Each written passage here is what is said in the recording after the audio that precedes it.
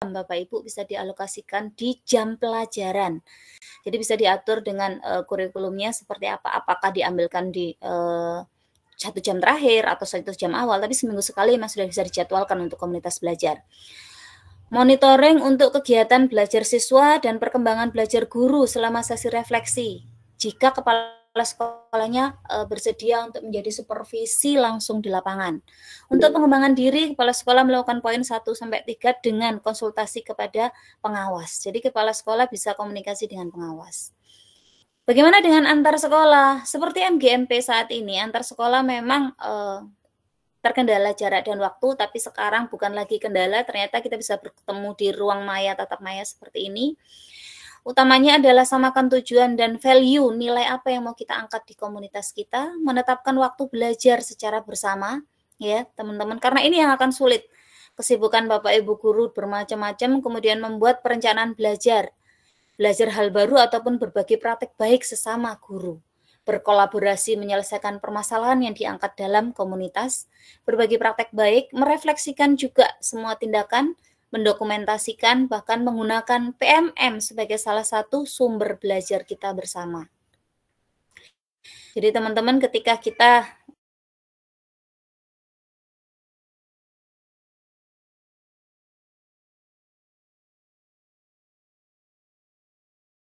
dapat membaca panduan belajar bersama komunitas dan repositori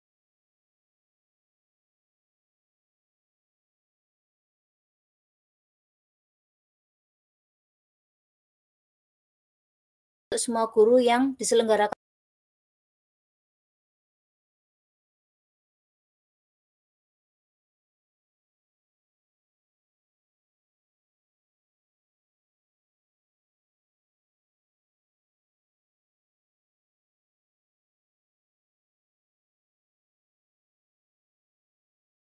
tidak ada, full prinsipnya adalah kesetaraan, tidak ada yang lebih baik dari yang lain, semuanya intinya adalah berbagi, pemimpin setara dengan anggota. Jadi kita sama, mau pengurus mau anggota, semuanya punya hak yang sama. Kalau emang ada yang perlu dibagi untuk praktek baiknya, kita akan diwadahi oleh komunitas belajar.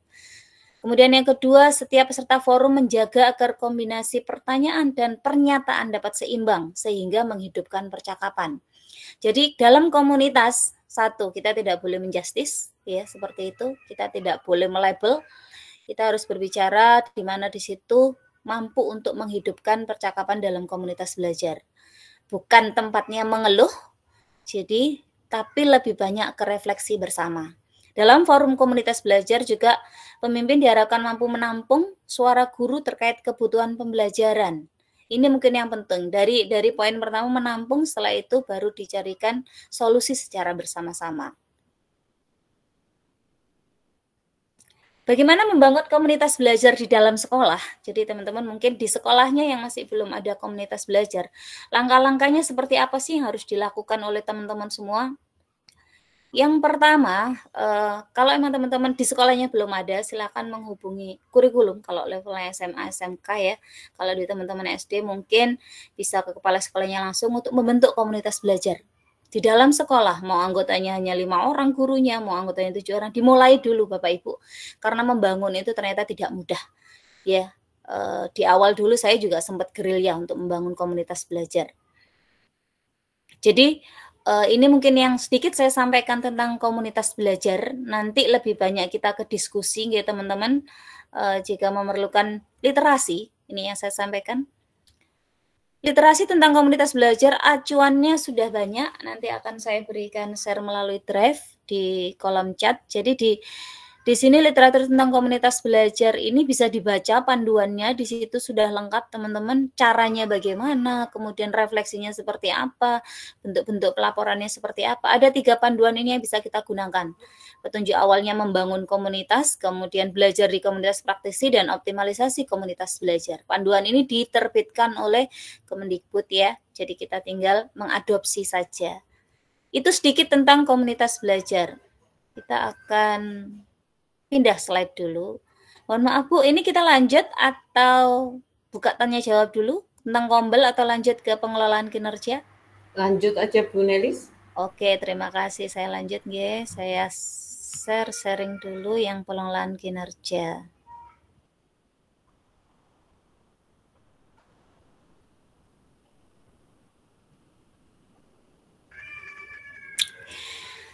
Terima kasih. Baiklah teman-teman, jadi di awal kita bicara komunitas belajar, bagaimana membangunnya, bagaimana membuat programnya, nanti kita akan lebih bahas lagi mungkin di sesi tanya jawab. Sekarang pengelolaan kinerja yang bulan ini benar-benar direncanakan dan banyak sekali istilahnya berita simpang siur. Bapak Ibu sebenarnya bisa literasi, ada di link tree-nya Kemdikbud, semuanya lengkap termasuk panduan ini juga. Di sini saya hanya menggarisbawahi saja. Di sini ada sekitar 37 slide. Di sini hampir semuanya jelas. Jadi saya hanya menggarisbawahi saja apa yang perlu menjadi pemahaman dasar. Kenapa saya bilang pemahaman dasar?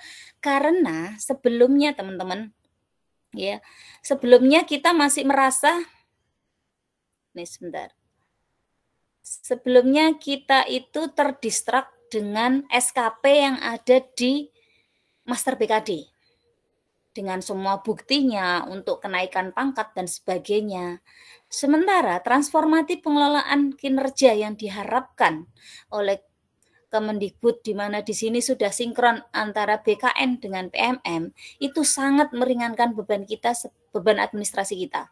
Kenapa dibilang sangat meringankan? Karena di situ ada banyak perbedaan. Jadi mungkin teman-teman bisa lihat di slide ini sebelum dan sesudah. Ya, sebelumnya kita pegawai tersita waktu untuk urusan administrasi, ya, kita harus mengarsip semua yang terkait dengan SKP di Master BKD, ya.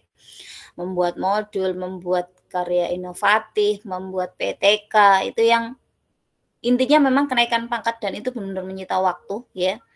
Kemudian itu dari sisi kemerdekaan. Sementara saat ini penyelarasan dan percepatan proses melalui teknologi dan integrasi pengelolaan kinerja daerah.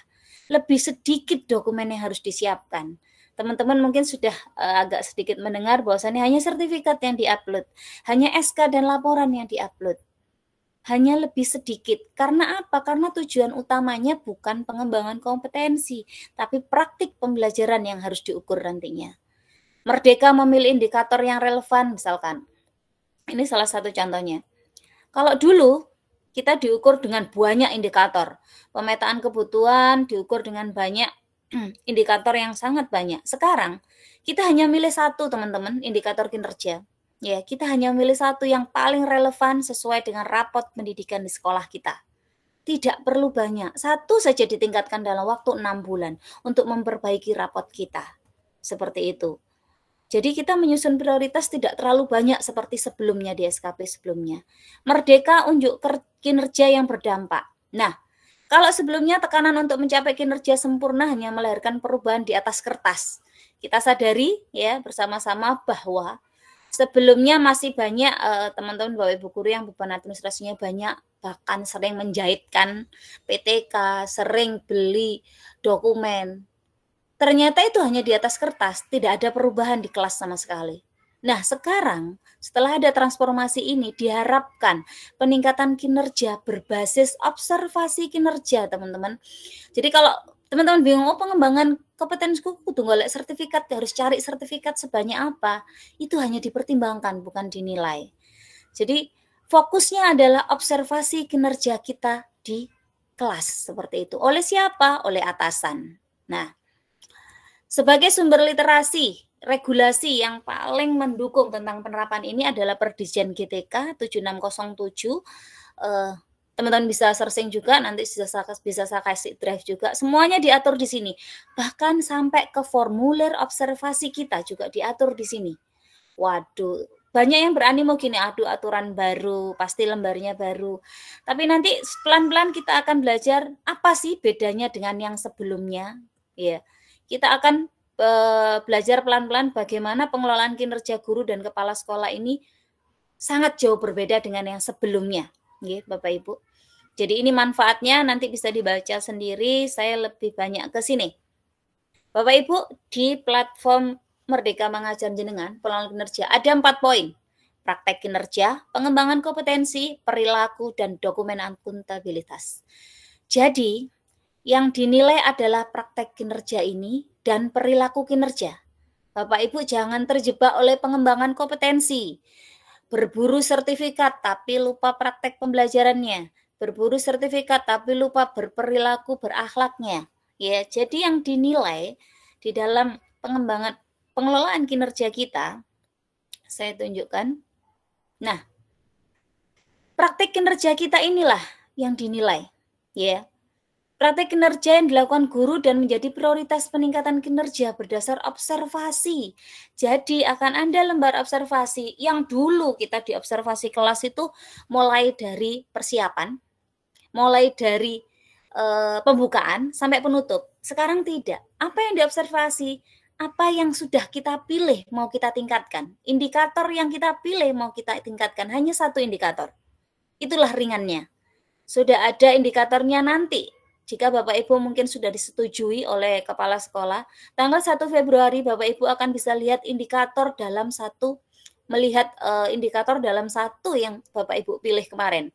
Mungkin dari 8 prioritas ada 2, misalkan dimensi positif ya. Misalkan disiplin positif dan keteraturan kelas. Salah satu saja kan yang dipilih, tidak semuanya.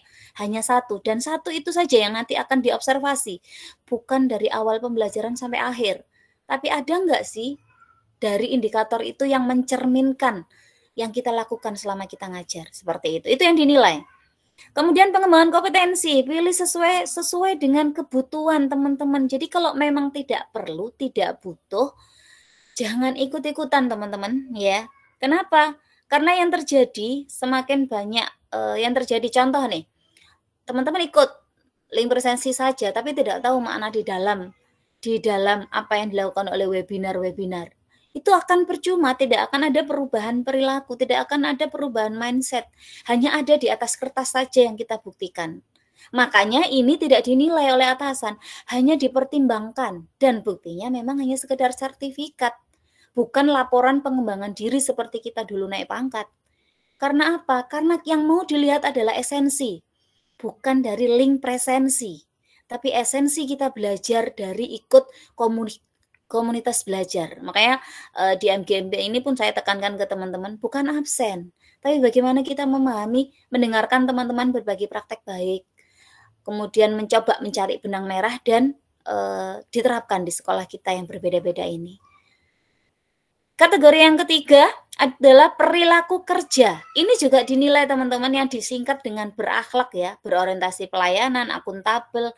Di situ teman-teman memilih salah satu kan, memilih salah satu, hanya satu saja. Makanya ringannya di sini semuanya hanya satu teman-teman. Berorientasi pelayanan misalkan, kita hanya memilih salah satu misalkan yang sesuai, bisa dapat mengetahui kebutuhan belajar murid. Nah, itu saja yang kita pilih indikatornya. Tidak perlu semuanya. Sesuai apa? Sesuai keinginan kita, sesuai dengan kebutuhan kita. Seperti itu. Dan untuk menjaga akuntabilitasnya, dokumen ini KOSP, kemudian SK tugas tambahan yang kita inputkan kan ada tugas tambahan, kemudian kehadiran di kelas ya. Ini yang akan dikumpulkan ya. Tapi yang dinilai, tolong digarisbawahi, adalah praktik kinerja di kelas dan perilaku kinerja. Pengembangan kompetensi Bapak Ibu dipertimbangkan. Jadi loh Bu, gimana nanti kalau RHK saya tulis 40 tapi saya ternyata nggak bisa 40. Jangan khawatir Bapak Ibu, di sini dipertimbangkan ya. Pasti akan ada komunikasi antara atasan dengan bawahan. Kenapa kok bisa nggak tercapai? Padahal itu rencana yang diharapkan kan. Oleh karena itu, di awal pun sudah diinfokan untuk komunikasi dengan atasan. Kira-kira nyampe enggak sih? Apakah komunitas belajar di sekolah mewadahi atau tidak? Apakah ada kombel di luar sekolah? Dari mana ini nanti dapat, misalkan aksi nyatanya bisa dibantu oleh kombel atau tidak, untuk bagaimana bisa memahami aksi nyata. Jadi seperti itu. Tolong tidak terjebak dengan, wah ganti aturan lagi. Sekali lagi ini sangat meringankan kalau kita paham bahwa indikatornya sangat kecil sekali dibandingkan dengan apa yang sudah kita jalani selama ini. Jadi ini praktek kinerja, ada berapa siklus nanti ketika kita diobservasi di kelas? Ada 5 siklus. Diskusi dulu untuk persiapan, menentukan formulirnya, menentukan apa yang mau kita tingkatkan sesuai indikator yang sudah kita pilih di praktek kinerja dengan kepala sekolah, observasi di lapangan, dan ini yang penting Bapak Ibu, tindak lanjut ya, refleksi dan upaya tindak lanjut. Ini yang membedakan kita dengan dulu dengan sekarang ya. Kita lebih banyak refleksi, harapannya jadi satu siklus refleksi kita diskusikan kembali. Harapannya di kelas ada perubahan, tidak hanya sepanjang PKG di atas kertas. Jadi yang sekarang adalah esensi, bukan lagi mungkin kalau di pengembangan link presensi. Lini masanya bagaimana? Ada 2 semester dalam 1 tahun. Jadi Januari memang kita masih nyusun SKP. Di Februari nanti, di 1 Februari akan terbuka di PMM kita tentang semua indikatornya. Sekarang pun saya nggak bisa ngintip walaupun saya ada beberapa poin indikatornya, tapi tidak bisa terbuka sebelum 1 Februari. Baru nanti Maret ya, kita akan observasi di kelas. Siapa toh yang menilai kita? Orang yang akan ditunjuk oleh sekolah. Ya, tim yang akan ditunjuk oleh sekolah. Aturannya, formulirnya ada di Perdirjen tadi. Nanti kita akan bahas formulirnya lebih detail lagi ya, teman-teman. Jadi harapannya teman-teman tidak terjebak ya di praktek pembelajaran, tidak terjebak pada selama ini 8 indikator ini kan yang kita pilih salah satu saja. Dari teman-teman yang rapot sekolahnya masih merah atau masih orange. Kalau hijau insya Allah tidak perlu ditingkatkan ya. Pemilihannya hanya satu. Tidak semua kita harus meningkatkan. Kalau jenengan lebih ke penerapan disiplin positif ya kita pilih satu saja, dan satu itu saja yang ditingkatkan di praktek pembelajaran di kelas. Seperti itu. Kita lanjut. Ini bagaimana praktek kinerja kita di kelas akan diobservasi, pentingnya upaya refleksi, mempelajari, dan upaya praktek. Jadi saya skip saja untuk membandingkan tentang, ini perilaku kinerja yang saya sampaikan tadi. Ya. Hanya ada 2 rating nanti, sesuai ekspektasi atau di atas ekspektasi Bapak Ibu. Siapa yang menilai? Pejabat penilai. Boleh kepala sekolah, boleh guru yang ditunjuk oleh kepala sekolah ya. Jadi ada 7 fokus perilaku yang disingkat berakhlak. Hanya ada 2 rating, sesuai atau di atas. Kalau kurang nanti akan kesulitan untuk membuat kita bisa konversi nilai seperti itu. Di sini nanti juga akan dijelaskan tentang konversi nilai. Pengembangan kompetensi. Nah, ini yang saya sampaikan. Ada program prioritas, ada kontributor. Prioritas itu apa? Contoh program prioritasnya pemerintah, pendidikan guru penggerak, sekolah penggerak, PPG, IKM, perencanaan berbasis data, atau rapor pendidikan. Kategori peran, kontributor. Kita bisa jadi penggerak, asesor, narasumber, fasilitator, guru pamong, coach ya, penelaah atau pembuat konten. Ada kategori kegiatan. Saya berharap Bapak Ibu bisa memilah kategori kegiatan. Nah, ini salah satunya adalah komunitas belajar. Ini yang membuat kita, menginisiasi kita untuk mengaktifkan komunitas belajar. Karena di sini nanti akan terjawab semua pengembangan kompetensi. Dengan catatan komunitas belajarnya bisa aktif. Ini Bapak Ibu, 8 poin per pelatihan mandiri, 12 poin per kegiatan yang durasinya 2-3 jam. 128 poin per semester. Untuk apa? Ini untuk program guru penggerak, memang poinnya paling besar karena hampir 6 bulan ya pelatihannya. Kemudian ada banyak lagi poin-poin yang mungkin Bapak Ibu lihat ya. Ada yang 8 poin, ada yang hanya sekedar 4 poin saja, ada 18 poin seperti itu. Saya lanjut karena waktunya terbatas. Dokumen akuntabilitas, ini yang akan kita upload, ini salah satu contoh ya. Dikerjakannya pun ya sesuai yang jenengan kerjakan. Jadi kalau kita guru ya modul ajar kita yang kita upload seperti itu. Dan di sini juga ada perhitungan bagaimana Bu Nelis, penilaian nanti oleh sekolah ya. Halo? Bu Nelis, jenengan berbagi layar napa mboten iki, Bang? Nggih. Ndak kelihatan. Muncul, Bu. Oh, Ya. Masya Allah. Dari tadi ndak muncul, Bang? Belum muncul tadi. Sebentar. Kelihatan nggak? Nah, ini baru kelihatan. Baru kelihatan, Bu Nelis. Saya tolong di remind nggih, karena saya sudah ngobrol dari tadi nggih, tolong di remind saja. Jadi, tapi teman-teman nanti bisa belajar dari PowerPoint ini, nanti insya Allah banyak sekali pencerahan. Jadi saya lebih menganggapnya sebagai pencerahan gitu teman-teman. Jadi ini salah satu ilustrasi bagaimana penilaian pengelolaan kinerja. Jadi rating praktek kinerja di atas ekspektasi, bahkan berbeda pangkat pun akan beda nanti angka kreditnya karena ada pengalinya yang berbeda, tapi ini bukan tugas kita. Tugas kita adalah bagaimana memastikan, saya ulangi kembali nggih. Nah, praktek kinerja kita yang diobservasi di kelas itu yang dinilai oleh atasan. Perilaku kerja kita mulai dari berorientasi pelayanan, akuntabel, satu yang kita pilih itu yang dinilai. Sementara pengembangan kompetensi dengan memilih semua kegiatan yang bersertifikat, yang RHK, rencana hasil kerja yang ada poinnya, itu dipertimbangkan teman-teman. Jadi tidak perlu khawatir, waduh kalau RHK aku nggak nyampe 40 gimana? Kalau nanti aku nggak bisa dapat webinar yang cocok gimana? Tidak perlu khawatir. Di awal jenengan sudah diminta, teman-teman sudah diminta komunikasi dengan atasan. Pilih yang memungkinkan, jangan memilih yang tidak memungkinkan, seperti itu. Jadi ada 18 item, di situ pilih yang sederhana dan mampu dilalui selama 6 bulan ke depan. Dan itu akan sangat terbantu oleh apa? Oleh komunitas belajar kita. Di situ ada jadi peserta berbagi praktek baik misalkan. Jenengan bisa masukkan dari MGMP 6, kemudian dari Kombel di sekolah juga, dari MGMP ada 3 yang sudah kita uploadkan di MGMP ini, kemudian dari Kombel sekolah juga ada 3, itu bisa 6. Kemudian dari partisipan seminar, di MGMP kita juga sudah menyediakan 3 untuk seminar, monggo cari di webinar yang lain juga bisa, atau di komunitas belajar di sekolah juga bisa. Bagaimana dengan aksi nyata? Poinnya banyak, 8 memang.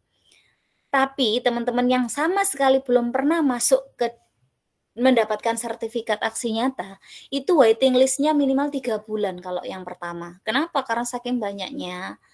Dan memang yang pertama itu agak sulit. Tapi yang berikutnya setelah dapat sertifikat yang kedua dan ketiga itu cepat, 2-3 minggu sudah dapat validasi.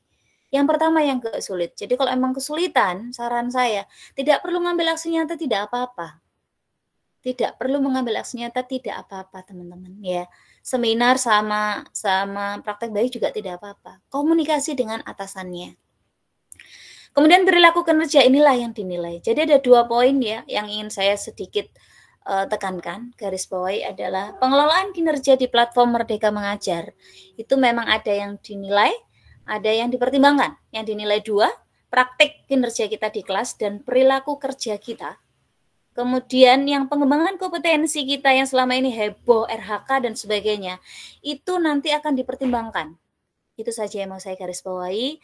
Mungkin sedikit ini yang bisa saya bagikan, lebih banyak kita ke sharing tanya jawab ya teman-teman.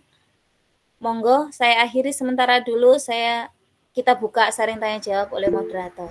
Saya akhiri, wassalamualaikum warahmatullahi wabarakatuh. Waalaikumsalam warahmatullahi wabarakatuh. Terima kasih Bu Nelis atas telah berbagi praktek baik. Semoga apa yang sudah disampaikan mencerahkan teman-teman kita semua, Bapak Ibu guru di sini. Monggo, untuk sesi tanya jawab ini akan saya beri kesempatan untuk 2 penanya. Kemudian mohon nanti pada saat sesi tanya jawab berlangsung, diharapkan peserta lain mendengarkan dan tertib serta tenang. Monggo, yang rasain ada Bu Musolika. Monggo, Bu Nelis. Ya, silakan Bu Musolika. Perkenalkan, saya Bu Musolika dari SMKN 3 Blitar. Terima kasih banyak kesempatannya, luar biasa Bu Nelis memberikan pencerahan. Yang menjadi pertanyaan saya, kemarin pada saat membuat perencanaan, saya itu memilih aksi nyata 1 di PMM. Nah, kemudian padahal saya belum pernah melakukan kegiatan untuk mandiri itu, sehingga saya belum pernah mendapatkan sertifikat. Kiat-kiat apa yang harus saya lakukan? Tadi kan Bu Nelis memberikan pencerahan, kalau memang itu terlalu sulit, nggak usah mengambil itu. Padahal saya hari ini sudah melakukan sepakat tadi. Nah, tujuan saya ingin melakukan aksi nyata yang itu karena sekarang ada kesempatan, saya sudah ada waktu untuk mengikuti, mungkin itu 1. Yang kedua, saya ingin tahu banyak kegiatan-kegiatan yang di PMM yang pemerintah sudah curahkan. Sebenarnya kami tahu, tapi kami belum sempat untuk melakukan belajar langsung melalui PMM. Terima kasih. Itu saja Bu Nelis. Assalamualaikum warahmatullahi wabarakatuh. Waalaikumsalam warahmatullahi wabarakatuh. Baik, 1 lagi mungkin bisa, monggo teman-teman yang mau raise hand. Monggo Bapak Ibu yang ada yang ditanyakan Bu Nelis tentang komunitas belajar, mungkin tadi jelas sekali mungkin mau mendirikan konsultasi dengan Bu Nelis yang kebetulan saya pernah dengar cerita Bu Nelis sudah ada di sekolahnya Bu Nelis. Monggo Bapak Ibu. Baik, sambil nunggu mungkin Bu Wulan, saya sedikit sharing saja dengan Bu Musolihah. Terima kasih. Jadi teman-teman, PMM ini, Platform Merdeka Mengajar, sudah sangat lama didirikan sejak 2021 diluncurkan, 2022 sudah dimasifkan. Tapi memang kita di kuliner ini benar-benar sibuk dengan ngajar ya. Jadi itu mungkin yang terjadi. Jadi akhirnya agak sedikit abai. Mungkin bisa hari ini jika teman-teman sudah memilih aksi nyata dan sudah disepakati, apa yang harus dilakukan? Secepatnya Bapak Ibu, secepatnya selesaikan membuat aksi nyata. Di situ ada perpustakaan belajar. Jenengan coba klik aksi nyata, di situ ada pustakaan belajar. Jenengan ikuti semua aturan yang ada di pustakaan belajar. Karena jika yang kita lakukan aksi nyata itu terindikasi plagiasi, jadi akan ada sistem yang bisa ngecek itu plagiat atau tidak. Lakukan semampu kita. Kalau misalnya kita mampunya hanya membuatnya laporan bukti aksi nyatanya dalam bentuk Word, tulis saja Word. Tinggal ditampilkan foto-foto. Tidak harus pakai Canva, tidak harus dihias cantik, tidak. Mungkin kita akan exciting lihat teman-teman SD yang bikin PowerPoint cakep gitu loh, banyak bunganya. Itu beda, setiap orang punya ini sendiri, privilege sendiri, jadi punya style sendiri. Teman-teman gunakan stylenya sendiri. Saran saya di PMM, saya bukakan PMM ya sebentar, coba sharing fitur nggih, teman-teman untuk sedikit mengenalkan. Sebentar. Ternyata saya nggak bisa buka PMM ya karena saya masuk di sini. Bentar. Oh bisa, sebentar ya, saya sharing screen dulu. Mengenalkan sedikit tentang PMM ke teman-teman ya. Nah,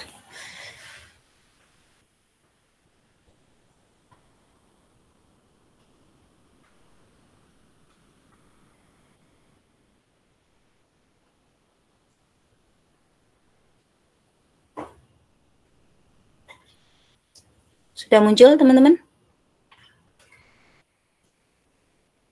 Sudah kelihatan? Sudah. Oke, jadi sedikit mungkin teman-teman kita pahami. Jadi di sini fitur-fitur yang ada di PMM. Jadi Bu, seperti yang disampaikan Bu Mus tadi, pelatihan mandiri ada di sini. Dan di sini teman-teman, hebatnya rekomendasi belajar ini sudah ada. Setiap orang berbeda-beda. Setiap orang berbeda-beda tergantung rapot sekolahnya. Saran saya, pelatihan mandiri gunakan yang rekomendasi belajar. Di sini ada topik pilihan. Kita bisa ngerandom ikut topik apapun ya. Kita milih terserah. Kita bisa memilih topik apapun. Tapi saran saya gunakan yang rekomendasi Bapak Ibu. Jadi kita akan pilih rekomendasi. Apa sih yang diminta rekomendasi? Itu yang kita dulukan. Jadi nanti ketika pelatihan mandiri pilih yang untuk jenengan. Setiap orang kan berbeda. Mungkin jenengan belum pernah buka PMM, akan muncul pelatihan Merdeka dulu. Tentang kurikulum Merdeka dulu. Selesaikan sampai benar-benar selesai ke, saya ambil contoh satu nggih untuk sesuai rekomendasi contoh lah. Jadi saran saya secepatnya selesaikan ini contoh. Yang pertama modul latihan tentang kumer. Kita selesaikan dulu semuanya. Kemudian nanti kita akan pilih aksi nyatanya. Dan usahakan sebelum Februari berakhir karena validasinya butuh waktu teman-teman. Jadi butuh waktu untuk validasi, dari tim validator butuh 2-3 bulan. Apalagi sekarang se-Indonesia masuk ke sistem ini. Tambah lebih lama lagi. Ini untuk pelatihan mandiri. Kita back lagi. Nah, di sini ada komunitas, kita bisa memilih komunitas. Kemudian ada seleksi kepala sekolah yang mungkin sudah masuk ke penggerak. Refleksi kompetensi, selesaikan juga di bulan ini, karena terakhir 31. Untuk apa refleksi? Sebenarnya refleksi ini untuk mengukur kemampuan kita. Sebaiknya jujur, karena apa? Yang akan direkomendasikan di pelatihan mandiri sesuai hasil refleksi. Bukan berarti, oh refleksinya saya harus dapat nilai 4, saya harus dapat nilai 5. Lebih baik jujur, kalau memang belum pernah ya bilang belum pernah. Jangan disebutkan sering. Kalau emang jarang ya jarang. Karena apa? Pelatihan mandiri akan mendeteksi refleksi kita. Jadi belajar kita sesuai. Itu harapannya. Namun karena ketakutan, nanti saya refleksi elek. Akhirnya apa? pelatihan yang diberikan oleh PMM tidak sesuai loh, di sini itu lebih banyak takut jeleknya itu ya. LMS ini masih diproses dan masih digunakan sekarang. Kemudian ada lagi pengelolaan kinerja yang teman-teman ada. Ini yang saat ini kita bahas nih, di pengelolaan kinerja. Sebentar. Kalau saya sudah sepakati, jadi sebentar. Tidak bisa masuk ke sini. Saya hanya tunjukkan fiturnya saja yang bisa digunakan. CPATP, jadi kita mungkin selama ini hanya nyimpan di laptop dan sebagainya. Di sini bisa di-searching Bapak Ibu, CPATP, nggih. Tinggal pilih jenjangnya saja, apa mata pelajarannya apa, nanti bisa lihat CPATP-nya, nggih. Di sini juga materi CPATP ada, tujuannya ada, semuanya ada di PMM. Hanya saja kita jarang. Oleh karena itu PMM ini merekomendasikan 15 menit setiap hari untuk membuka. Perangkat ajar juga disediakan dari teman-teman yang upload. Kalau di pengembangan kompetensi ada mengupload apa menjadi penelaah perangkat ajar, di situ kita harus daftar dulu karena sistemnya ini ya, kita ngupload modul ajar, kemudian modul ajarnya nanti akan diverifikasi oleh kontributor seperti itu, ya. Itu di perangkat ajar. Kita bisa nyari modul ajar apa. Jadi semuanya ada Bapak Ibu, jangan tidak perlu takut, tinggal back saja. Asesmen murid, kita akan diajari gimana asesmen diagnosis. Contoh-contohnya ada semua di sini. Kelas, kita bisa buat kelas dengan anak kita melalui belajar ID. Video inspirasi, bahkan sambil nyuci, sambil nyapu, kita bisa dengarkan. Video inspirasi yang bahkan kita mungkin mikirnya terlalu tinggi, wah aku nggak teknologi nggak bisa. Ternyata tidak. Di video inspirasi banyak sekali inspirasi sederhana. Yang dari barang bekas, yang dari kebutuhan keseharian, yang bisa kita aplikasikan ke pembelajaran. Bukti karya juga begitu. Di situ ada contoh banyak sekali teman-teman upload. Ide praktek juga sama. Jadi ini inspirasi. Ini yang bisa membantu kita tercerahkan. Jadi platform ini memang disediakan untuk apa ya? Untuk kita saling belajar sesama guru. Yang upload di sini ya para guru memang seperti itu. Mungkin itu yang bisa sedikit saya sampaikan.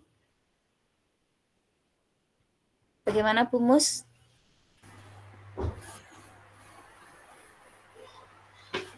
Bagaimana Bu? Maaf, saya jawab dari tempatnya Bu Salim, sudah sangat jelas sekali. Laptop saya agak error. Terima kasih Bu Nelis. Ini saya jawab dari laptopnya Bu Salim. Terima kasih banyak penjelasannya. Saya akan menindaklanjuti. Monggo. Ada pertanyaan lagi Bapak Ibu? Bu Nelis, untuk Bu Nelis? Ada pertanyaan? Oh ya, Bu Diana, monggo Bu Diana. Terima kasih kesempatannya Bu Nelis. Tadi yang disampaikan tentang penilaian guru tadi itu prosedurnya apakah seperti yang lalu-lalu? Itu aja Bu. Terima kasih, pertanyaan yang menarik. Jadi kebetulan minggu kemarin di komunitas belajar saya juga sudah dibahas bagaimana proses penilaian ya. Kalau PKG disamakan dengan tahun kemarin, kita ngumpulin RPP, kemudian kita suruh nilai sendiri dari awal sampai akhir. Ini tidak. Harusnya ada model coaching ya. Nanti dari tim penilai, tapi kembali lagi ke sekolah masing-masing karena penerjemahan dari kepala sekolah akan berbeda-beda. Apa yang harus kita lakukan? Kita hanya bisa mengkomunikasikan. Sudah ada di Perdirjen, Bu, jangan khawatir. Formulirnya A, B, C, D. Ada 4 formulir yang harus diisi. Dan itu sangat sederhana. Saya sampaikan sangat sederhana. Ya. Formulir itu sangat sederhana dan itu nanti yang akan diisi. Dan di bulan Februari nanti, 1 Februari besok, di pengelolaan kinerja kita akan dibuka indikatornya. Kemarin kan mungkin Bu Diana milih penerapan disiplin positif misalkan.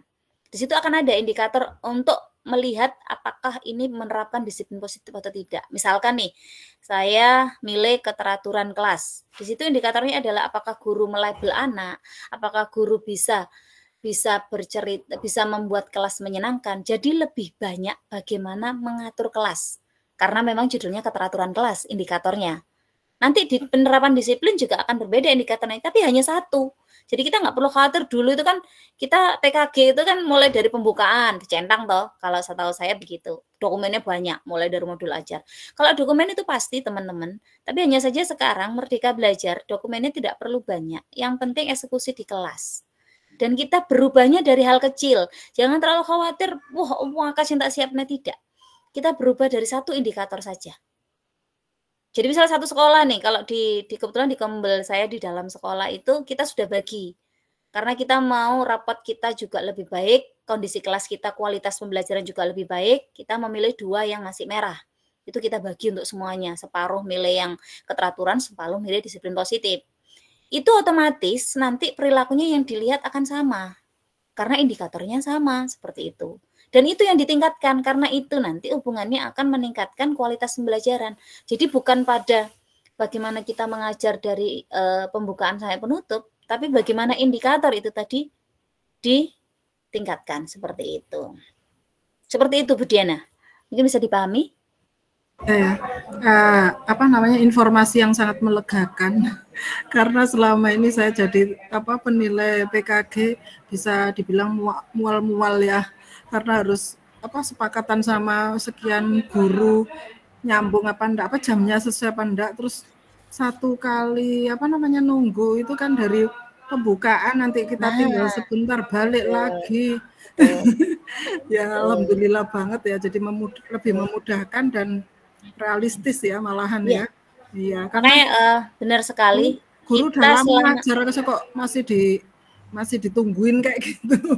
Walaupun ya kita nggak menutup ini ya, guru yang sudah lama ngajar aja ya masih banyak yang nggak jelas ngajarnya. Iya, makasih. Jadi sekarang perubahannya dari hal-hal kecil. Jadi teman-teman nggak perlu takut kalau mungkin huru-hara yang muncul di luar, berubah lagi ini lagi. Tidak, kita tolong sudut pandangnya dipahami sesuai dengan peraturan Direktur Jenderal Pendidikan itu ya, Dikmen itu ya. Karena sudah ada semuanya. Dan situ lingkupnya kecil, teman-teman, kecil. Jangan takut lebih dahulu. Makanya di Kombelnya MGMP kita fasilitasi ben nggak terlalu risau gitu loh teman-teman nyari. Kita sediakan berbagai praktek baik 3, seminar partisipan juga 3, insya Allah cukup. Tinggal jangan nyari 3 di luar. Bahkan tanpa aksi nyata, ada beberapa teman yang kemarin saya rekomkan, kalau emang belum, sebaiknya tidak. Tapi tetap dikerjakan, tapi jangan dimasukkan gitu loh. Kita di Kombel akan fasilitasi mengerjakan aksi nyata, kita akan coba bareng-bareng buat teman-teman yang belum pernah. Seperti itu di kami Kombel dalam sekolah. Demikian, terima kasih. Terima kasih Bu Nelis, Bu Diana. Ada pertanyaan lagi Bapak Ibu? Masih ada waktu?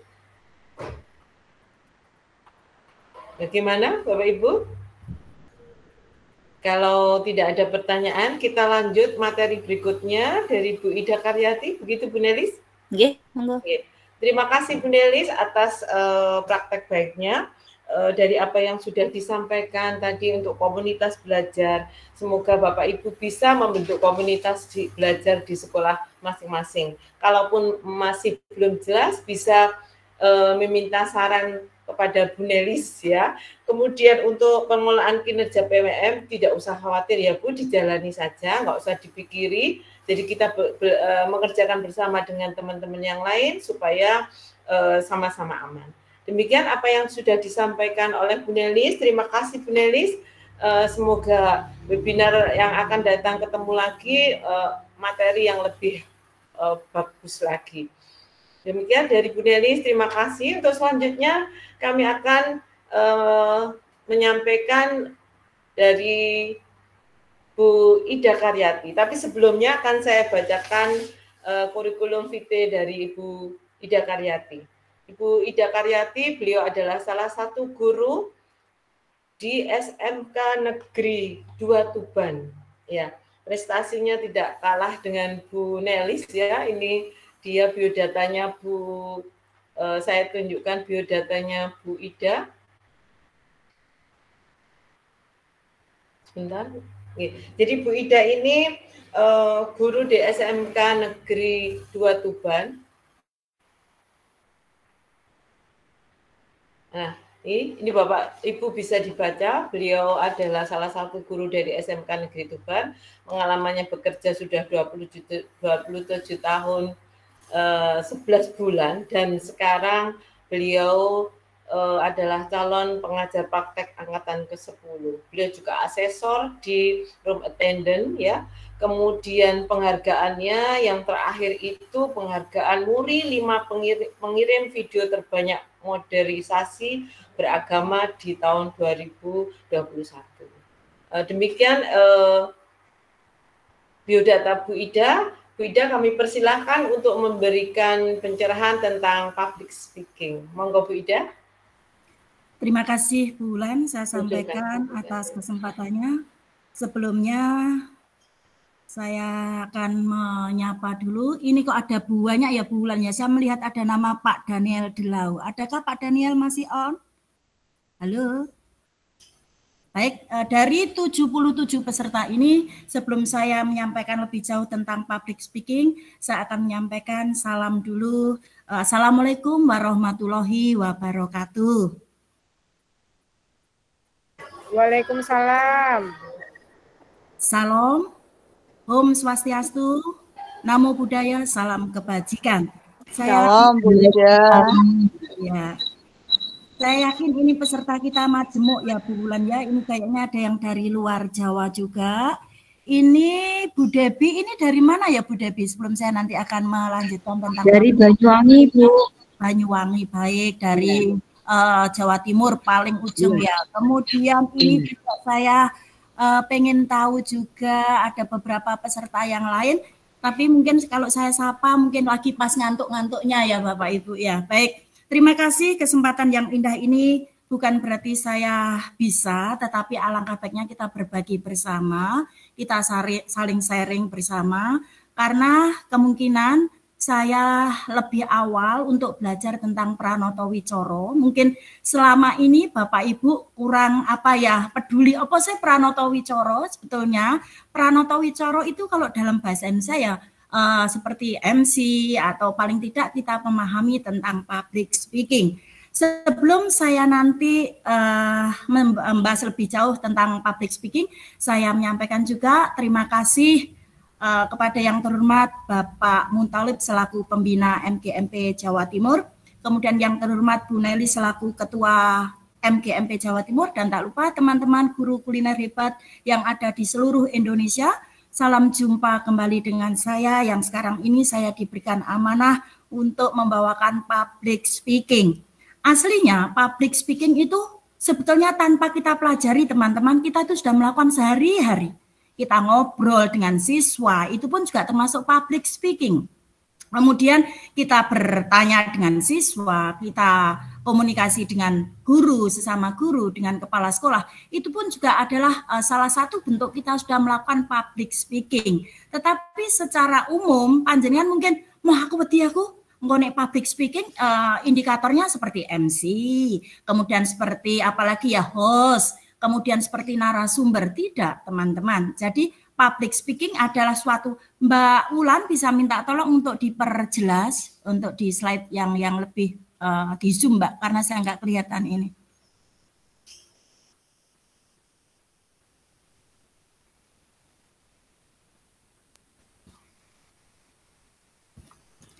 Jadi mungkin pada saat kita menjadi pembina upacara, kita pun sudah melakukan suatu public speaking, berbicara di depan umum, menyampaikan suatu visi misi yang harus kita sampaikan kepada siswa. Itu pun kita sudah melakukan public speaking. Seperti halnya yang sudah saya sampaikan di sini, bahwa pengertian public speaking adalah kemampuan berbicara di depan khalayak umum dengan tujuan menyampaikan pesan secara efektif. Ini melibatkan mengorganisasikan atau mengorganisir pikiran, memilih kata-kata yang tepat, menggunakan bahasa tubuh yang meyakinkan, dan menyesuaikan gaya berbicara sesuai dengan audiens yang dituju. Kenapa saya berikan gambar mikrofon Bapak Ibu? Biasanya kalau public speaking itu identik dengan kita megang mic ya Bapak Ibu ya. Kalau kita megang mic, kalau mic-nya itu bagus mungkin sangat peka, jadi kita sekalipun bicara tidak terlalu dekat, mic itu akan memberikan respon suara kita yang bagus. Jadi paling tidak kita megang mic-nya, jangan begini Ibu, Bapak Ibu, jangan sampai 30 derajat atau paling tidak 20 derajat jangan sampai. Tetapi paling tidak 45 derajat atau paling tidak paling tidak kurang lebih di atas 30 dan di bawah 45 itu sudah bagus membawa suara kita masuk dalam atau terekam dalam mikrofon. Seringkali kita nggak pede. Assalamualaikum warahmatullahi wabarakatuh. Kalau kita lemes, Bapak Ibu, otomatis kita gestur kita, penampilan kita tidak bisa menyapa audien kita. Tetapi dengan gestur kita, penampilan kita, tekanan bicara kita, nada bicara kita, intonasi bicara kita, itu bisa memberikan warna dan bisa menjadikan suatu alat komunikasi yang bisa saling bicara. Mungkin saat ini kita bicara online, teman-teman. Tetapi mungkin Bapak Ibu bisa membayangkan, oh Bu Ida ini sedang menyampaikan dengan bersemangatnya dari intonasi saya. Tetapi kalau selamat siang teman-teman, nah otomatis saya mungkin juga enggak bersemangat. Nah dari intonasi, dari bicara, gestur, kemudian nanti terakhir adalah penampilan, itu sangat ditentukan di dalam kita melakukan public speaking. Intinya apa? Bahwa dalam menyampaikan suatu pesan itu kita memilih kata-kata yang tepat, tidak bertele-tele sehingga bahasa kita mudah diterima oleh lawan bicara kita. Kita juga harus lihat siapa audien kita.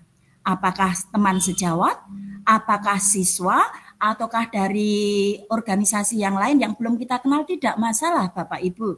Sehingga kita dengan siapapun juga akan menjadi PD atau percaya diri di dalam melakukan public speaking itu. Secara umum, public speaking adalah berbicara di depan umum atau berbicara di depan publik yang merupakan sebuah aksi. Nah, tadi saya sudah melakukan aksi. Bu Nelis tadi juga melakukan aksi luar biasa penyampaiannya, intonasinya. Walaupun tanpa mikrofon, beliau sudah menggunakan power yang luar biasa. Bagaimana menggunakan suara yang baik? Menggunakan suara perut, Bapak Ibu. Jangan sampai hanya ngambang, kemudian tidak ada artinya dari kata-kata maupun dari ucapan yang disampaikan oleh narasumber.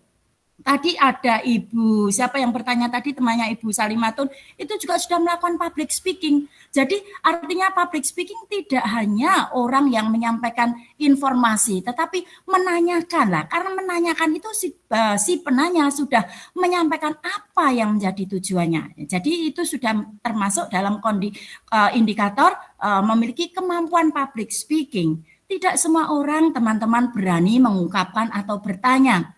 Tidak semua orang juga berani menjadi narasumber atau menjadi moderator. Itu bisa dipelajari. Ayo kita berbuat, ayo kita beraksi. Mulai dari sekarang, ayo kita mengambil suatu komitmen di semester yang akan datang. Oh, aku mau menjadi narasumber berbagi praktek baik. Luar biasa kalau kita sudah mengambil komitmen demikian. Karena kalau kita tidak belajar, kapan lagi kita bisa? Paham ya Bapak Ibu? Halo, masih adakah teman-teman di sana? Saya ingin menyapa. Halo. Hai. Masih Bu. Ya oke ya. Berarti tidak tertidur ya teman-teman. Saya takutnya jam-jam segini, waktu-waktunya lapar, waktu-waktunya ngantuk, materinya public speaking aja ngomong Ibu sampai menirna. Nah, bukan demikian. Bagaimana supaya pembicaraan kita itu nanti menarik? Tidak harus dengan gambar-gambar Bapak Ibu. Dengan suara kita, oh suaraku jelek Bu Ida, suaraku kan nggak serak-serak basah, suaraku jelek. Jangan takut, jangan minder. Dengan apa kita nanti bisa tampil tanpa mengurangi kekurangan kita? Bisa dengan sedikit ice breaking, bisa dengan lelucon, sehingga konten atau hal-hal sesuatu yang seharusnya kita kemas dengan serius, bisa kita kemas dengan lucu-lucu sehingga menjadi juga sesuatu yang menarik. Kalau seandainya ditanya, Bu, enak mana menjadi narasumber pada saat off atau apakah saat on? Saya jawab sama. Asal kita memahami materi, teman-teman, kita bisa kok. Apakah public speaking atau narasumber atau MC yang baik itu apakah yang tidak bawa tag? Oh tidak. Bawa tag pun juga termasuk narasumber atau host yang bagus. Apakah hafalan itu termasuk sebagai penyampai public speaking yang bagus? Juga tidak. Jadi pakai teks, tidak pakai tag, tidak menjadi indikator beliau menjadikan atau sudah melakukan public speaking yang terbaik. Tidak Bapak Ibu. Ini tadi secara umum pengertiannya. Berikutnya halaman kedua Mbak Ulan, waktu ternyata nggak mau kompromi, tinggal 15 menit lagi. Berikutnya tujuan public speaking bahwa di dalam ilmu komunikasi kita harus memiliki atau mempelajari keterampilan. Jadi yang dituntut nanti dalam public speaking, Bapak Ibu tidak hanya teori ngono to, nek nyekel mic ngene, bahwa awalnya nanti salamnya nanti secara nasional, misalnya assalamualaikum, kemudian salam, namo bla bla bla, kemudian ucapan terima kasih kepada Tuhan Yang Maha Esa, kepada penyelenggara, kepada orang yang paling dihormati. Memang itu iya secara teori. Tetapi kalau kita tidak mempraktekkan, mungkin ada terselip Bapak Ibu. Lah, untuk menyikapi tadi saya juga ada terselip. Tetapi bagaimana kita mengemas seakan-akan yang terselip itu seakan-akan bukan menjadi suatu kesalahan yang fatal. Sehingga kesalahan demi kesalahan kita bisa mengcover dengan kata-kata yang berikutnya yang tanpa sengaja dan dengan sengaja bisa menghipnotis audien. Tiba ngono yo, tidak mengetahui celah kekurangan saya. Yang dipikir adalah tiba Dakaryati ki saiki iso ngomong, Nelis ki saiki pinter dadi narasumber. Hanya itu Bapak Ibu. Jadi kesan pertama begitu menggoda, selanjutnya terserah Anda. Saya di-endorse oleh Rexona teman-teman siang hari ini ya. Jadi yang pertama bagaimana kita mengemas atau mempelajari suatu skill, suatu keterampilan. Aku ki gak iso omong, Bapak Ibu, kita itu tidak nun sewu, tidak memiliki suatu kekhususan atau istilahnya tunawicara, tetapi kita itu semua pinter ngomong. Bahkan saumpama diwenehi perempuan itu kosakatanya 10.000 lebih banyak dari laki-laki. Wong wedok nek ngomeng Bapak Ibu wis A sampai Z sampai orang laki-lakinya kliter mungkin begitu ya. Tetapi bagaimana kalau sudah disuruh depan?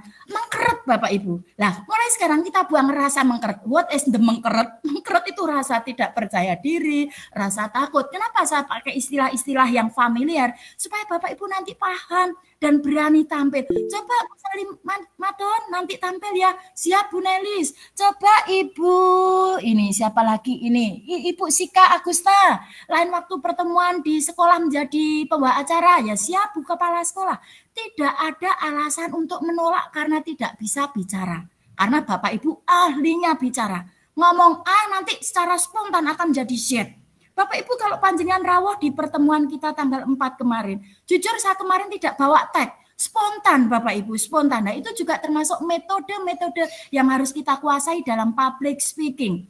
Kalau bahasa Indonesia lebih mudah daripada bahasa kromo, apalagi boso untuk panggih, untuk tedak siti, itu lebih sulit. Kata anak saya, nun sewu, karena saya awalnya memang mengajari untuk dengan cara memaksa Bapak Ibu untuk menjadi MC Pranoto Wicoro, itu anak saya mau jika ibunya ikut. Akhirnya saya juga karena butuh jadi Pranoto Wicoro, ikutlah bersama anak saya. Jadi pengalaman-pengalaman ini bukan sesuatu yang sia-sia. Bayar larang Bapak Ibu untuk les ikut Pranoto Wicoro itu 7 bulan. Oleh sebab itu saya berbagi praktek baik, gimana sih cara berani untuk ngomong. Dulu saya juga penakut, tetapi melihat penampilan saya kan orangnya pede Bapak Ibu. Dengan kondisi apapun fisik saya, tadi saya nun sewu agak terlambat karena harus ronsen kaki, tetapi itulah yang saya bisa bagi. Saya ingin teman-teman semua nanti saat ada upacara, Bapak Ibu siap menjadi pembina. Saat ada acara yang dikemas khusus, misalnya ada job fair, ada mengundang wali murid, Bapak Ibu siap. Jangan sampai, tidak Bu, jangan saya. Kapan Ibu mau berubah? Kapan Ibu mau pinter untuk menjadi moderator yang luar biasa? Kita contoh Mbak Nelis. Panjenengan lihat saya, banyak kekurangan saya. Namun dari kekurangan saya, panjenengan bisa mengambil suatu pengalaman. Nek ngono, iku elek, berarti aku kudu ngene. Kalau gini saya kurang bagus, berarti saya harus begitu. Jadi kembali ke tujuan semula, bahwa speednya, jedanya, kalau saya sudah ngomong teman-teman, kalau di sekolah, takut lupa, biasanya cepet, nah, biasanya Bapak Ibu juga demikian kalau ngajar, mergo wedi lali apa yang mau disampaikan, akhirnya cepet. Akhirnya siswa juga kadang kurang paham, mau tanya juga arah-arahan wes, nggak usah takut wes nang ganti pelajaran lain, bisa jadi juga demikian. Oleh sebab itu di dalam kelas pun kita sudah public speaking, teman-teman. Kita ngajar sudah public speaking, menyampaikan konsentrasi keahlian, CP berapa, bla bla bla, itu kita sudah. Cuma Bapak Ibu belum paham bahwa sudah menjadi pelaku. persepsinya aku rong tahu dadi narasumber kok. Aku rong tahu dadi moderator, aku nggak berani aku. Mohon maaf bagi yang luar Jawa, saya bahasa Indonesia kan, saya belum pernah menjadi narasumber, saya belum pernah menjadi moderator, aku takut. Mulai sekarang, aku takut. Kita lupakan semua. Kita kemas dengan sesuatu yang menarik sehingga lambat laun kita bisa menjadi berani.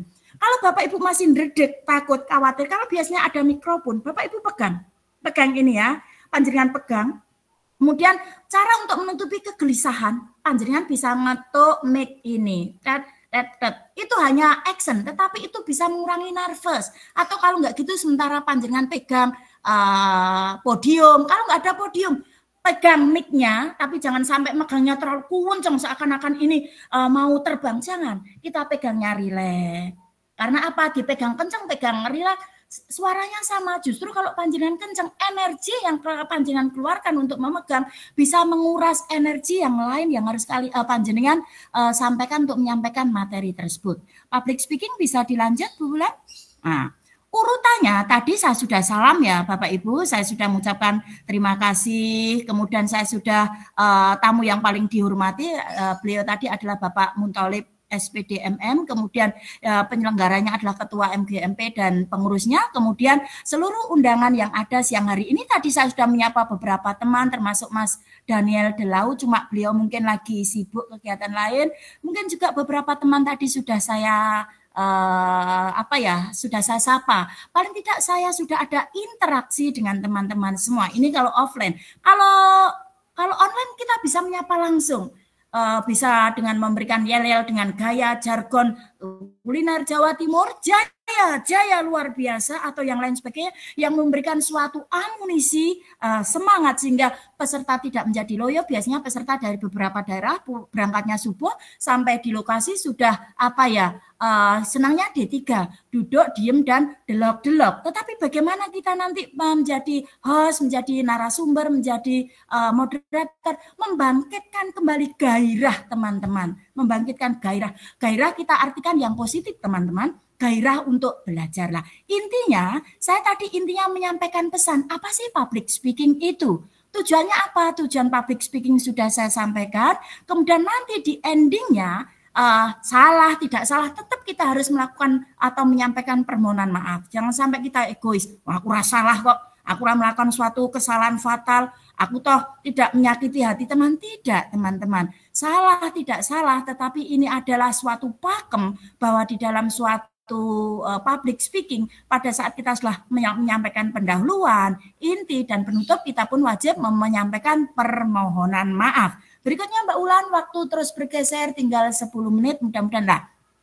Metode public speaking. Ini kita lihat gambar yang saya ambil ini menyenangkan ya teman-teman. Dengan kata lain dilihat dari gambarnya otomatis ini acaranya sangat menyenangkan sekali. Nah, metode yang pertama, mudah-mudahan Bapak Ibu juga merasa senang dengan penampilan saya siang hari ini walaupun tidak se-eksklusif yang saya ambil gambar ini ya. Mungkin ini dari penampilannya, dari gestur tubuhnya sudah menarik. Tetapi karena saya posisi duduk, paling tidak saya juga sudah melakukan gestur tubuh goyang sana, goyang sini. Dengan harapan Bapak Ibu juga fokus ke saya. Bapak Ibu memperhatikan saya. Ternyata di dalam public speaking itu ada beberapa metode, tidak asal nerocos, tidak asal ngomong. Yang pertama kita akan belajar bersama-sama yaitu impromptu atau ad libertum.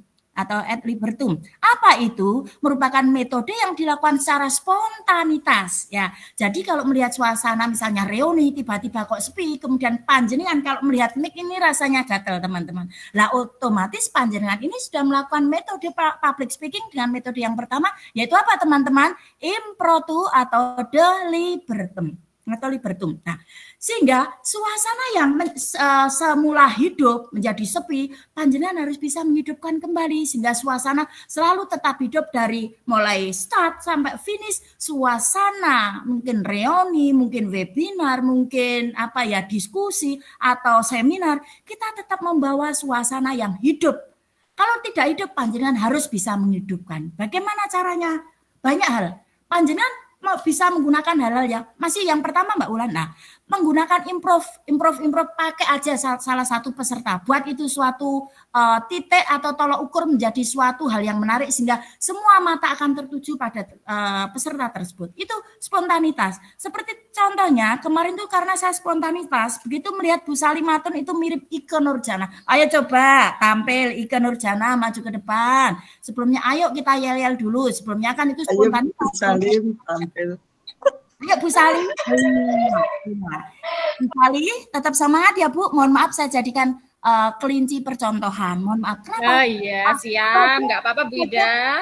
Sebagai pemateri harus interaktif dengan peserta sehingga tahu oh Bu Salima gitu tiba mau mlebu tok tiba gak aktif ditinggal sare, kita nggak tahu apalagi kondisi tahu aja nih Bu Ida.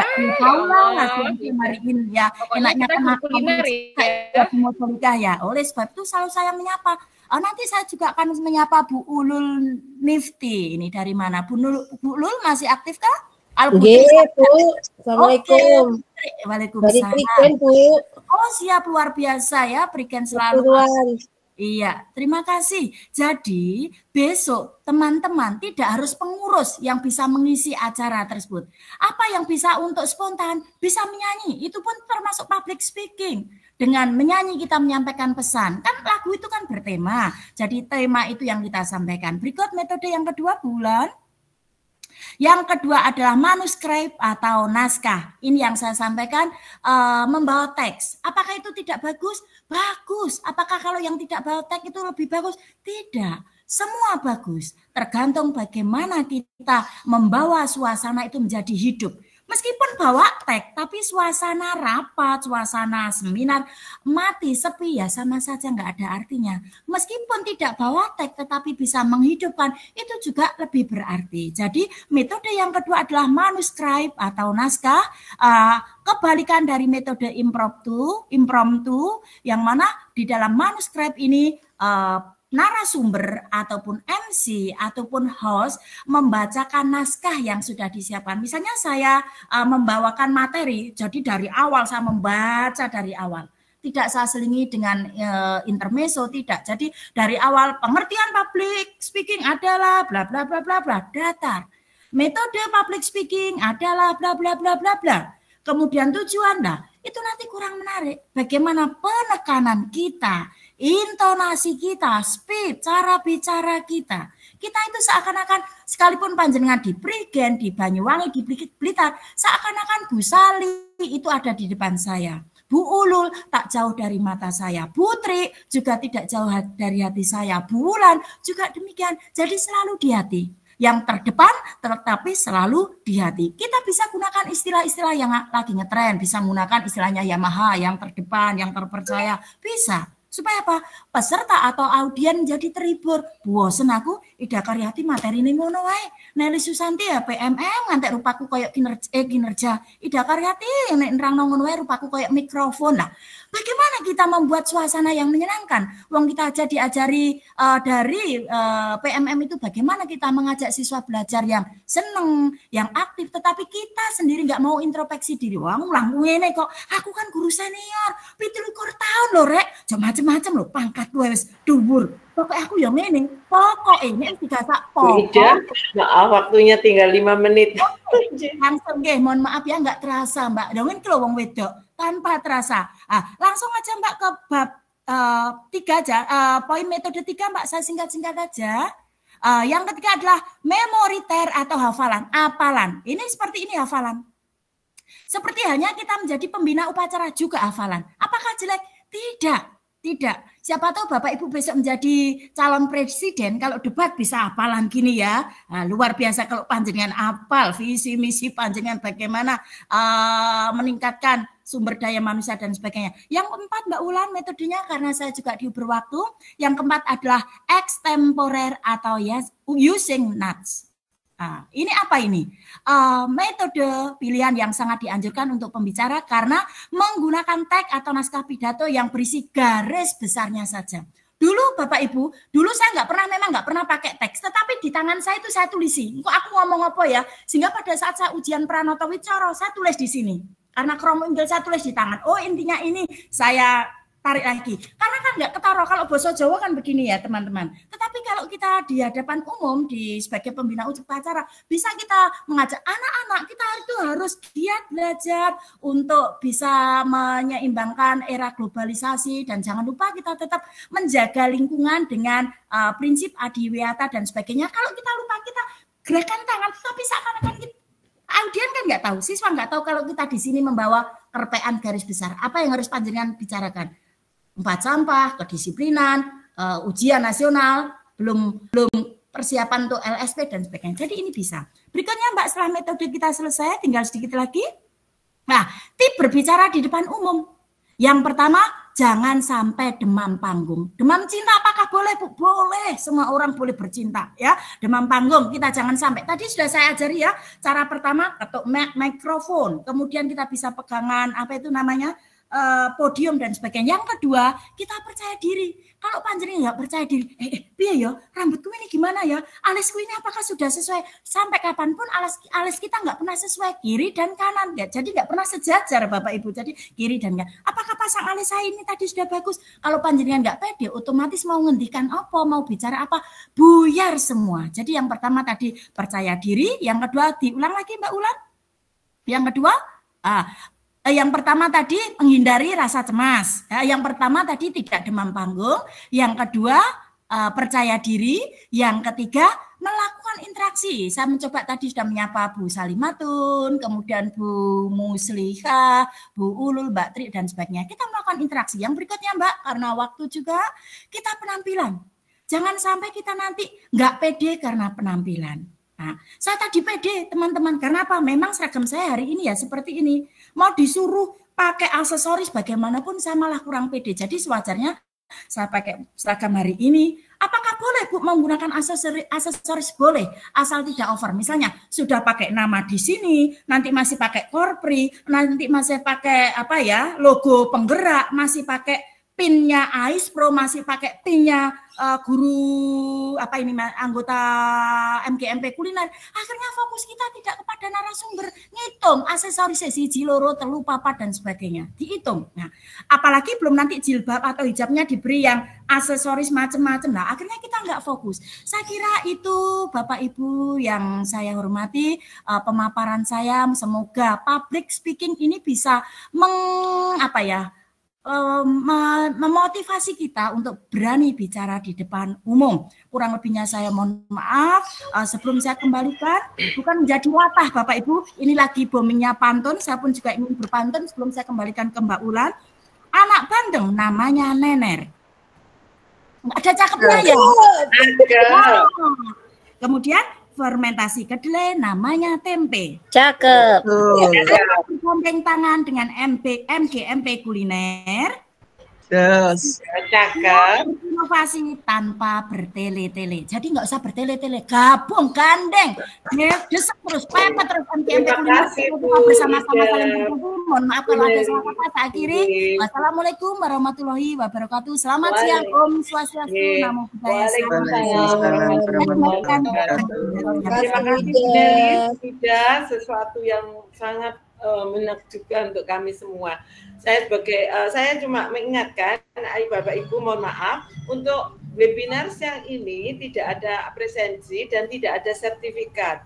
Ya, jadi sesuai program MGMP Kuliner Jawa Timur bahwa ini webinar ini tidak ada presensi dan tidak ada sertifikat.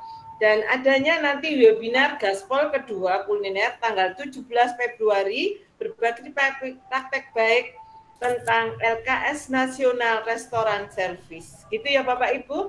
Sebelum kita tutup, marilah kita tutup, kita foto bersama ya Bapak Ibu. Ya, ya mohon kelihatan semua, dibuka wajahnya Bapak Ibu.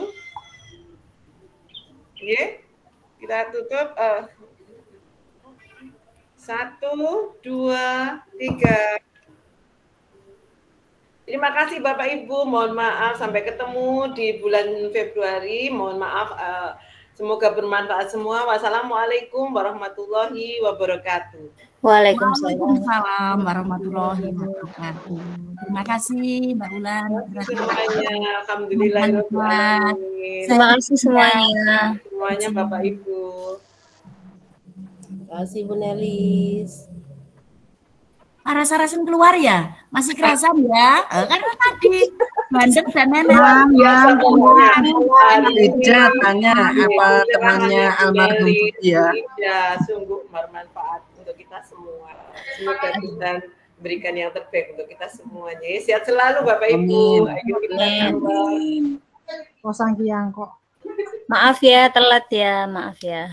Mohon maaf Bulan tadi masih ronsen sekali. Aku mohon maaf. Iya, enggak apa-apa Bu. Menghandle ada yang raise ini apa tuh? Japri aja Japri. Mungkin saya pengen tanduk Mbak. Kok cepet deh? Iya. Salika apa kabar? Terima kasih Alhamdulillah. Bu Ida itu apa temannya Budiah almarhum? Halo? Temannya Budiah almarhum. Oh betul. Beliau itu luar biasa. Iya, saya waktu takziah itu kok lihat-lihat seperti temannya. Wajah saya kan wajah pasaran, Mbak. Ada yang ditanyakan Bu Mbak Wulan itu kok saya Mbak Wulan. Iya. Salam buat Mbak Sinta ya, Sinta. Oh iya, siap. Terima kasih banyak Mbak Nelis, luar biasa. Mbak Nelis, Mbak Wulan dan semua pengurus dan anggota luar biasa. Sama-sama. Semoga nanti kita bisa berbagi praktek baik yang lebih lagi pada teman-teman yang Nelis ya, Bu Ida.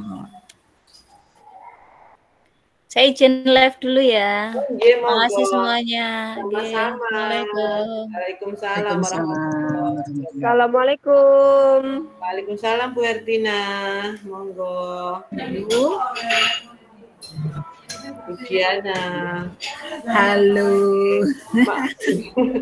Bu Neni, mohon maaf tidak ada absensi ya Bu dan tidak ada sertifikat. Oke, nanti webinar yang kedua di tanggal Februari tanggal 7 ya. Itu ada sertifikat sama absensi. Bu Hartina.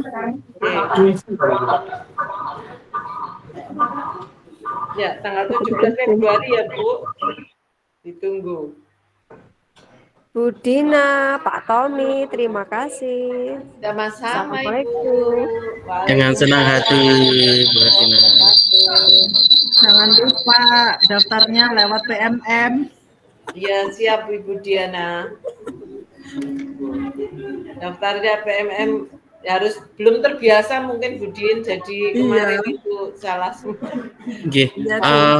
Mungkin untuk selanjutnya untuk melakukan webinar kita lewatnya PMM aja, jadi nggak usah lewat link, jadi langsung diklik lewat PMM aja.